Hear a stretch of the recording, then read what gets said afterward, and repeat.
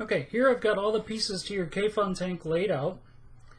There's your base here, your tank, your chimney top piece, your chimney bottom piece, your top cap, and your drip tip.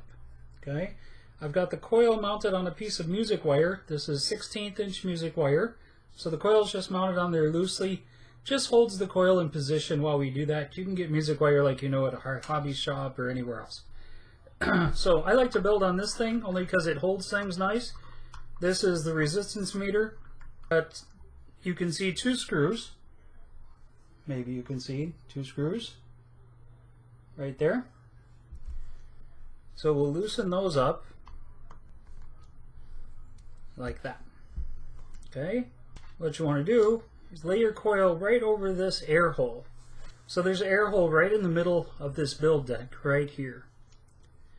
Okay, that's where your air adjustment is and where your incoming air goes to your coil. So what you want to do is lay the coil right over that air hole at an angle, just like that. This wire will be your negative post, okay, and it'll just wrap around that screw and tighten it down.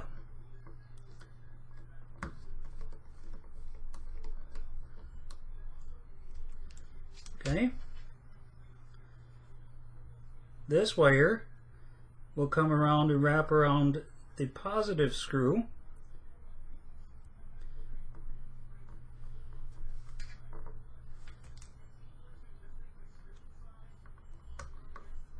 and tighten down.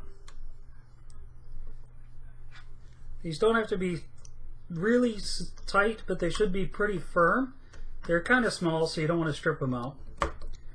Okay, the next step is you want to raise the whole coil a little bit. So you just grab the mandrel and pull up.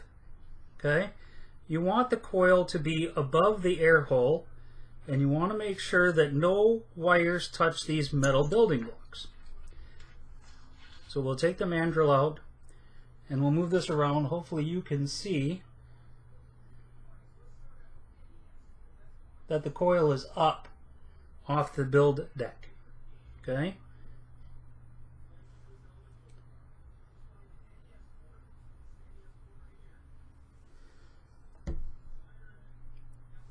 Take these leads and snip them. Okay? Then we can check the resistance, and it's 1.35 right now. That's good. Now we take it off of here.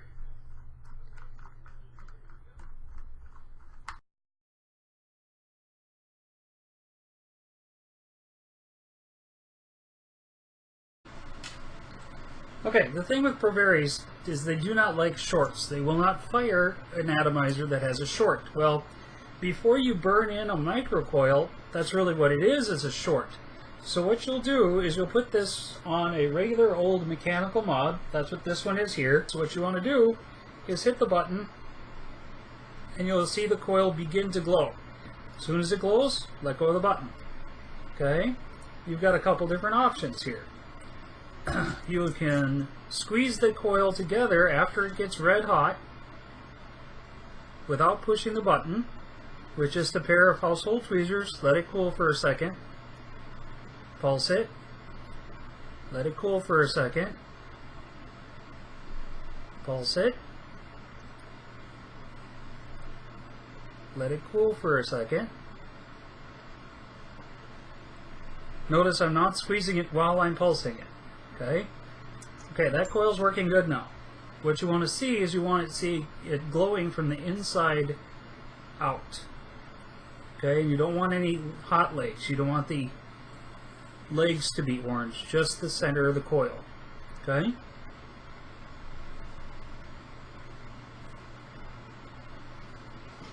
Okay, now we can put it on your Proveris since now it's been burned in. And now we can fire it. And it'll work just fine now. Okay, so now you have your coil built. Now you have to wick it with something. Okay, wicking. As you can see, I've taken the atomizer base, put it back on here just because it's a stand to hold it on, and I've got a fluff of plain old cotton, organic cotton. Here's a little tip when you're building, is make sure you don't build all your devices at once, because you're going to want to have something to vape while you're building.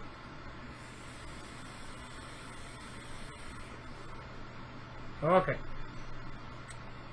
So what you want to do is just pull off a little bit of cotton, and I'm going to show you how to tell how much you have. So you want, it's a surprisingly small amount of cotton that you need. Okay? So you get a cotton like this, just a little bit, and roll it loosely. Okay? Just rolling it, making it a tube. Okay? On one end, you're going to want to pinch hard and twist it. And that'll make it really tiny. Okay? Take your scissors, snip off the end, and you want to feed this piece of cotton through that coil like that. Here's how to tell if you have too much. So let me get this on the glass. Okay, so it's on the glass desk, and if I pull on this, this doesn't move. You can see there's resistance on the cotton going through the coil, but the base does not move. Okay, you want it to be contacting the coil, but not choking the coil. You don't want it too tight. Okay, so that's how you put the wick in, and now we're going to juice the wick and place it.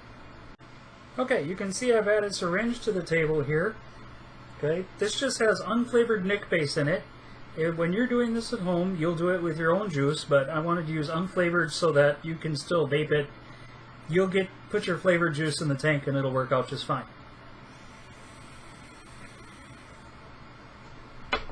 Okay, the trick to this is wicks work better when they're wet. The juice acts like a little glue. So placing the wick is a whole lot easier when the wick is saturated. Okay, so you just squeeze out a little juice on there. What you want to do is you want to take this wick and you want it to be right on this little shelf here. Okay, now I've got way too much on here, so I'm going to trim it. This is not an exact science, but I'll show you how to tell where to trim it. Okay, you want this wick up against this little ledge.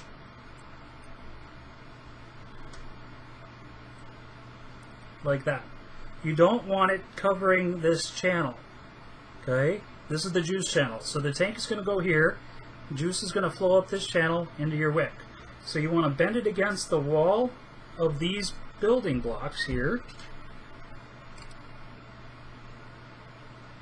like so. Squish it up against that wall. Again, this one is way long, so we're going to trim it.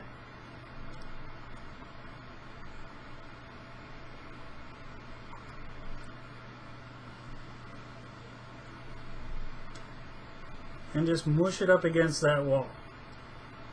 Okay? You don't want it to cover this outside threads, and you don't want it to cover that juice channel.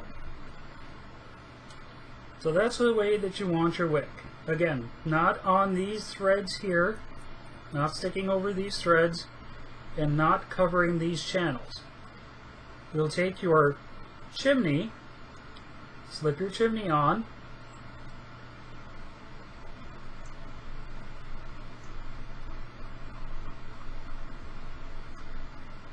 so you want your chimney on pretty snug.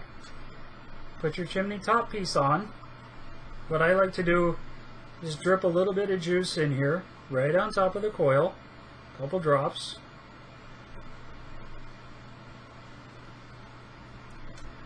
Put your chimney on. This piece you want very tight. So basically as tight as you can get it. Okay, now we want to test it. Make sure that it's working correctly. It's not burning. It's wicking correctly. So you just put this whole device on your Prevary, and let's take a drag off of it.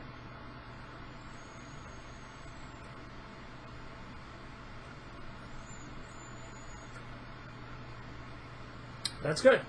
Take your tank, slide your tank over. Tighten your tank down. Take your top cap, and what you want to do is put a little drop of juice right up here. Okay? Put this top cap on.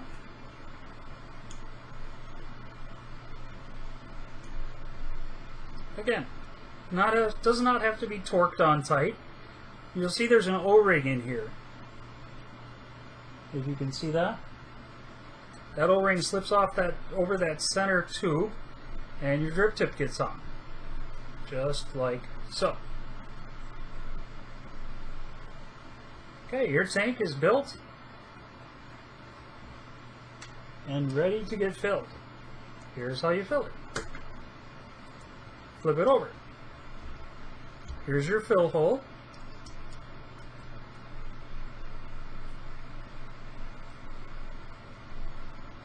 Okay, screw with an O-ring. Take your bottle or your needle and just put it in there, fill it up.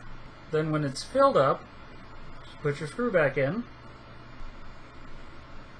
and you are good to go. Can you see this little